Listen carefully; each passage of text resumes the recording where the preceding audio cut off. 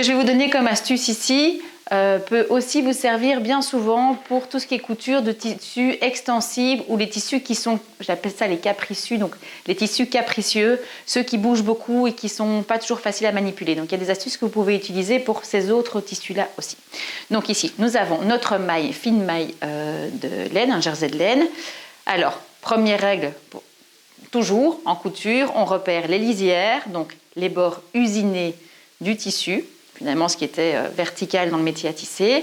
On repère aussi l'endroit et l'envers de son tissu. Dans le cadre d'une maille, l'envers d'une maille, ce sont plutôt des dessins de petits ponts et l'endroit, ce sont plutôt des petits V. Je vais vous montrer. Et alors, attends, parce qu'ici, je n'ai pas encore bien observé le tissu. Et alors, on a les tissus côtes où on a une maille endroit, une maille envers. Et donc, finalement, il n'y a pas de différence entre l'envers et l'endroit. Et si je vois bien, c'est le cas de cette maille-ci. Donc, pas de souci d'envers et d'endroit ici, il n'y a pas de différence de couleur. Et le tissu usiné, donc la lisière, on montre aussi? Oui, tu peux montrer, regarde. Voilà, ça c'est le bord usiné. On a des petits trous, on a parfois des petites franges, on voit bien que c'est quelque chose qui était terminé par une machine. Et là, on le voit bien. Voilà. Top. Bien, donc, reste avec nous Nico, reste avec nous. Eh oui. C'est atelier cassage de jambes aujourd'hui. Donc, on a notre tissu, envers, endroit ici. Il n'y en a pas, donc on va prendre le tissu et si c'était le cas, on le plierait bien endroit contre endroit. Donc joli côté contre joli côté du tissu. On rassemble bien les deux lisières ensemble. On ne se fie pas au bord de coupe parce que c'est du tissu et c'est pas du papier. Donc on plie, on regarde si ça fait des grimaces dans le bas, si ça drape. Et si on a un effet drapé, on bouge les deux lisières pour ne plus la voir. Donc ici, je dois un peu bouger. Voilà.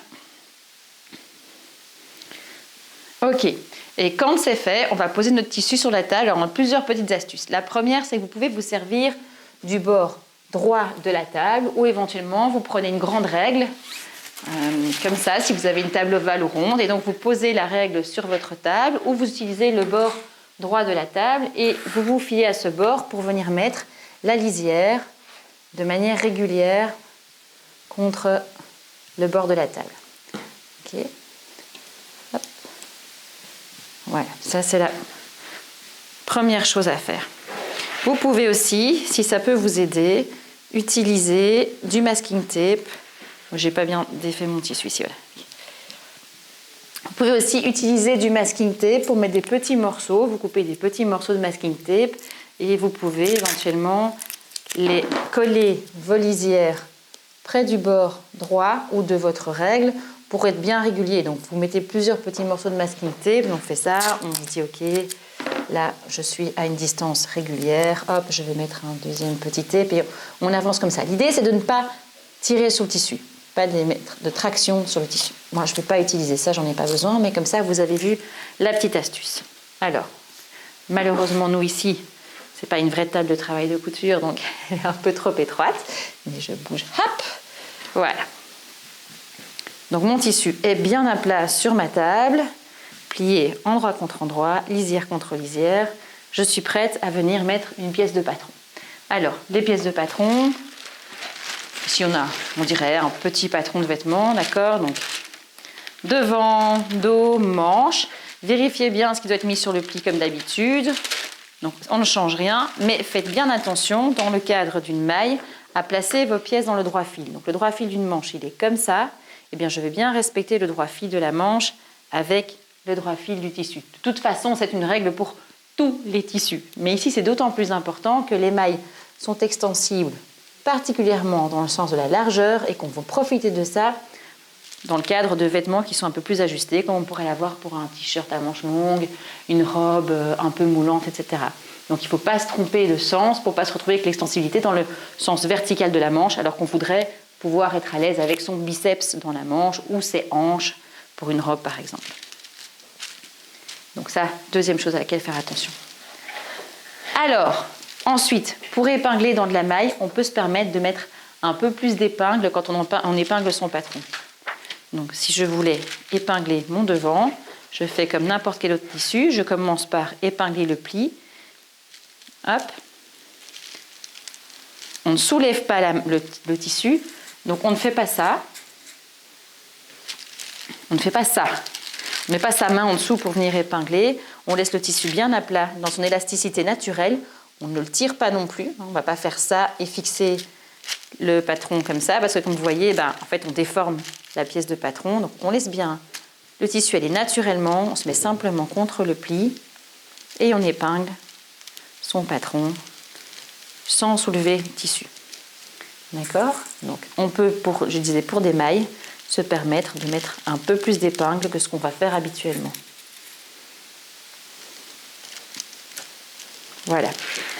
Ça, c'est important. Donc, la troisième règle à bien retenir quand on épingle un patron sur une maille, c'est de ne pas tirer sur la maille. Et ça, c'est une règle pour tout le travail de la maille. Si on tire sur une maille, si on l'étire quand on la travaille, dans ce sens-là ou dans ce sens-là, on va fixer l'étirement, on va se retrouver avec une pièce qu'on va couper, et puis quand on va lâcher les épingles, boum, le tissu va reprendre son élasticité naturelle et donc va se réduire. C'est pareil quand on pique. Si on pique de la maille en tirant dessus et qu'on coud, on va fixer cet étirement dans la maille, et puis quand on va lâcher et qu'elle va reprendre sa place naturellement, elle va se déformer. La couture va être ondulante, on va dire ça comme ça.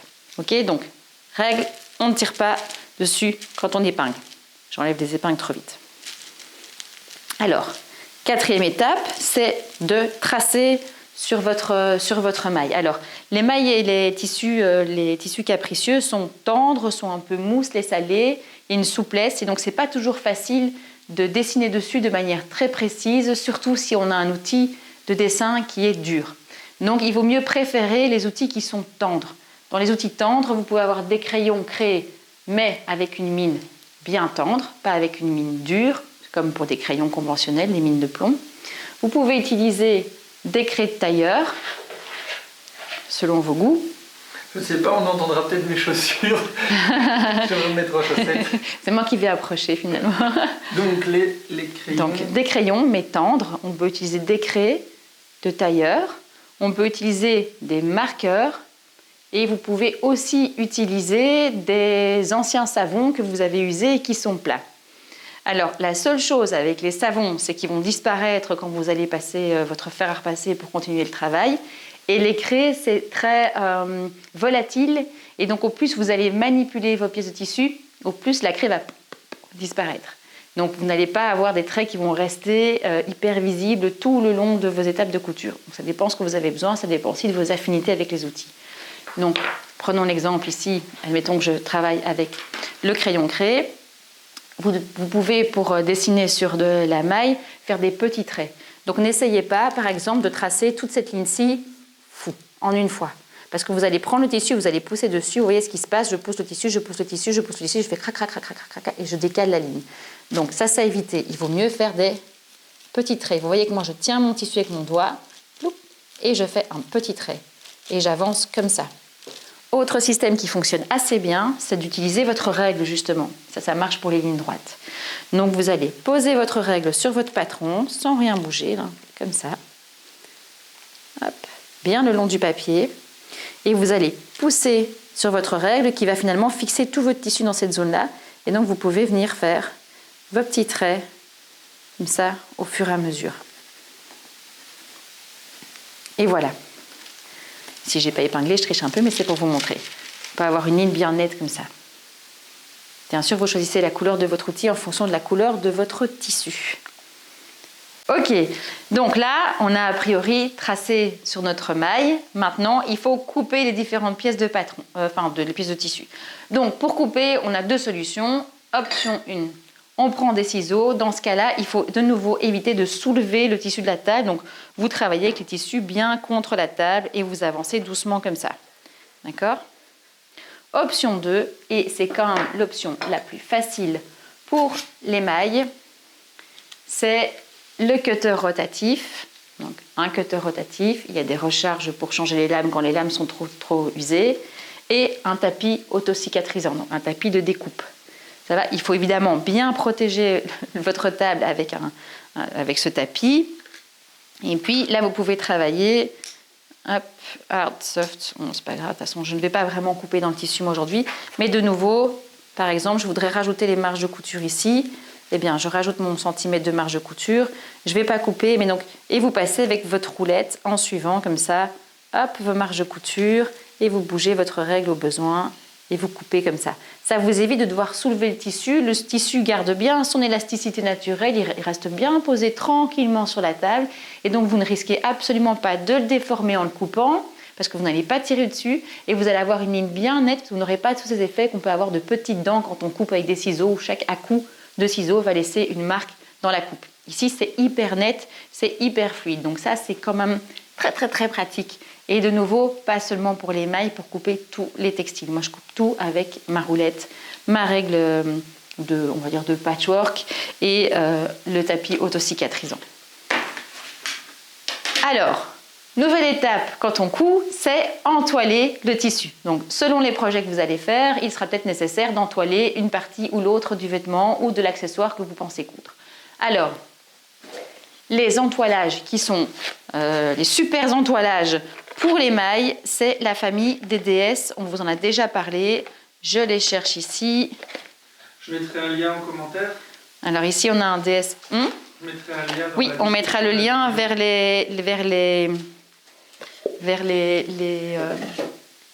les échantillons d'entoilage. Voilà, merci. Donc, le DS, on a le 1, 2, 3, 4. Ok. Nos entoilages sont regroupés par famille de types de textiles. Donc, ce que vous utilisez des tissus, des mailles fines ou des mailles épaisses, vous allez juste changer, en fait, finalement, voilà, d'ailleurs, ici, on est sur une laine. Vous allez juste changer de carte d'entoilage, mais on a donc la famille DDS qui est la famille parfaite pour entoiler les mailles et garder leur souplesse, garder leur tombant, tout en les renforçant, en les rendant plus nettes selon les besoins de ce que vous devez entoiler. Autre petit élément d'entoilage qui est très pratique quand on entoile des lainages, ce sont les bandes d'entoilage thermocollantes. Il en existe de deux types. Je range nos entoilages, Nico. On a des bandes de thermocollants en biais et des bandes de thermocollants droit fil. Là, je veux bien une explication. Voilà. Donc, le biais, si on se rappelle, c'est ce qui est coupé à 45 degrés et donc finalement, c'est ce qui permet de créer des courbes. D'accord ? Donc là, on est sur un entoilage qui peut suivre une courbe. Ok ? Ici, le droit fil, on ne sait pas le faire tourner comme on a fait avec celui-ci. Donc voilà, par exemple, ici, je le pose. Voilà, on peut suivre une encolure, par exemple, ou une emmanchure. Ici, on ne sait pas le faire, ça va tout droit. Alors, à quoi ça sert ? Quand vous allez coudre des ourlets dans de la maille, je suis sûre que vous avez déjà eu le cas. Vous avez cousu un t-shirt, un sweatshirt, peut-être une robe, pull. Vous avez fait un ourlet comme vous le faites habituellement dans vos tissus. C'est-à-dire que vous avez plié une fois ou deux fois et vous êtes retrouvé avec un ourlet qui gondole comme ça légèrement. Pareil avec les encolures, pareil avec des emmanchures s'il n'y a pas de manche. C'est vraiment une emmanchure dégagée ici. Donc ce sont des endroits où finalement le tissu se retrouve un peu étiré quand on coud. Et c'est exactement ce que je vous expliquais tout à l'heure. Le tissu est étiré, on le fixe avec le point de couture, on lâche, quand on a fini de coudre, on lâche le tout, le tissu va reprendre sa forme normale et il va juste être étiré à l'endroit de la couture et donc ça gondole et c'est pas hyper esthétique. Donc ça, ce sont deux éléments qui vont vous aider à éviter ce petit gondolement qu'on peut avoir quand on coud. On utilise celui qui est dans le biais pour coudre ce qui est courbe, c'est-à-dire pour les encolures ou pour les emmanchures, et le droit fil pour ce qui est droit, par exemple un ourlet. Comment ça se passe ? Quand on a dessiné sur son tissu et on se dit « Ok, moi, cette ligne-là, je vais absolument la soutenir parce que cet endroit-là, il est risqué et je risque d'avoir après une couture qui gondole. » Donc, par exemple, un ourlet, on vient poser sur l'envers avec un fer à repasser sa bande d'entoilage thermocollant, boum, sur la ligne de couture. Et donc, cet entoilage va finalement maintenir la maille sur toute la longueur et vous allez piquer dessus, elle ne va pas pouvoir être étirée, donc il n'y aura pas de gondolement au final. Ou on pourrait faire la même chose, vous tracez l'emmanchure, vous vous dites « Ok, moi j'ai des emmanchures sans manches, je n'ai pas envie que ça gondole, je fais un petit gilet par exemple. » Vous allez prendre votre bande thermocollante en biais et vous allez coller votre bande thermocollante en biais sur votre ligne de couture, comme ça, avec le fer à repasser. Touc, touc, touc, touc, touc, touc. On avance. Et donc, cette bande de thermocollant va fixer à stabiliser, on va dire, votre maille sur la ligne que vous voulez piquer après et vous n'aurez pas de gondolement quand vous avez fini de coudre. Ce sont bien sûr des bandes thermocollantes qui se posent sur l'envers du tissu parce que ça reste, c'est pas soluble dans l'eau, donc ce sont des bandes qui vont rester tout le temps sur votre ouvrage à l'intérieur, on ne les voit pas, mais donc c'est bien important de les coller sur l'envers, évidemment. Voilà, outil entoilage hyper pratique, matériel entoilage hyper pratique pour les mailles. Et bien une fois qu'on a coupé nos pièces, qu'on a tout préparé, on va pouvoir passer à la couture pour les entoilages, pour les mailles. Je vous explique ça, mais on va d'abord installer la machine à coudre. Donc la première étape quand on coud des pièces, c'est de surfiler les bords du tissu pour ne pas que les pièces s'effilochent. Alors ça c'est un énorme avantage avec les mailles, c'est qu'il ne faut pas les surfiler parce que ça ne s'effiloche pas. On peut même pour certaines mailles qui se tiennent bien, comme la laine bouillie de chez Stragier ou la laine bouillie extra fine en pure mérineuse de chez Stragier, laisser les bords coupés à cru. Donc il ne faut même pas faire un ourlet ou quoi que ce soit. Alors, on ne surfile donc pas les mailles, les mailles, et on est prêt à coudre. C'est important que vous sélectionnez un point qui soit extensible. Pourquoi? Vous allez bouger dans votre vêtement. Si votre couture n'est pas du tout extensible alors que tout votre vêtement l'est, vous allez bouger un coude, une jambe, votre dos. Ça va tirer sur le tissu, les coutures vont résister et clac, elles vont lâcher. Donc vous allez voir vos ourlets par exemple de t-shirts qui vont petit à petit se découdre et se défaire. Donc il faut choisir un point qui soit extensible. Il faut aussi choisir une aiguille qui n'abîme pas les mailles. Donc pour les mailles, une aiguille jersey, pour les tissus stretch, une aiguille stretch. Si vous n'en avez qu'une sorte, eh bien prenez celle que vous avez, ce sera déjà très bien. La particularité de ces aiguilles, c'est qu'elles ont des bouts arrondis qui ne vont blesser ni les mailles des fils d'élastane, ni les mailles quand elles vont traverser le tissu. C'est primordial si sur la longueur, vous voulez garder un vêtement, il n'y aura pas de petits trous qui vont apparaître. Donc on place une aiguille jersey ou stretch sur sa machine et on sélectionne un point extensible. Alors, le point que tout le monde a sur même la machine la plus basique du monde, c'est le point zigzag. Bien sûr, le point zigzag, il a une certaine largeur. Donc, ce que vous pouvez faire pour garder l'élasticité sans avoir un point qui va occuper 4 mm de large, c'est de réduire la largeur de votre point. Tu vois que ça bouge sur l'écran, Là, moi, Nico? je suis mis de côté, donc je ne vois pas vraiment. Eh bien, ici, donc ça, c'est notre point zigzag. Et on voit que si on réduit la largeur, on va voir quelque chose qui se rapproche de la ligne droite, mais qui en fait sera un zigzag légèrement, qui a une fine largeur, je ne sais pas comment dire. Donc on ne va pas travailler avec un zigzag hyper large, on va travailler avec un zigzag léger. Voilà, moi je vais mettre 1,2 par exemple sur la machine. Donc on a dit tout à l'heure, surtout on ne tire pas sur le tissu. Je vais faire l'exercice de tirer dessus pour vous montrer. Donc on baisse le pied. On est prêt à coudre.